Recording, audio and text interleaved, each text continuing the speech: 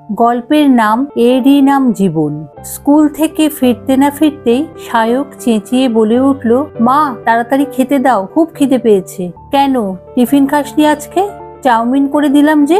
মা জানো, রাজা আজকে কিছু খেয়ে আসেনি, ওর মায়ের খুব শরীর খারাপ, তাই আমার টিফিনটা আজকে ওকে দিয়ে দিয়েছি। সারাদিন মুখে রক্ত উঠিয়ে তোমাদের জন্য রান্না করব, আর তুমি দাতা কর্ণ সাজছ?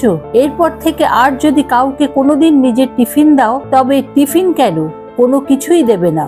পিঠে ঘা কত কিল খেয়ে পঞ্চম শ্রেণীর শিশুটি বুঝতে পারে না তার অন্যায়টা কোথায়। 20 বছর পর উচ্চপদস্থ সায়ক লাহিড়ী মাকে গাড়িতে তুলে বৃদ্ধাশ্রমে রেখে আসার পথে বোঝাতে লাগলো নতুন বৃদ্ধাশ্রমটি কত ভালো, সেখানে তিনি অনেক সুখে থাকবেন। গাড়ির পিছনের কাঁচ দিয়ে নিজের ভিটেটুকু দেখতে দেখতে বৃদ্ধা বুঝতে পারেন না তার শিক্ষার গলদটা কোথায় ছিল।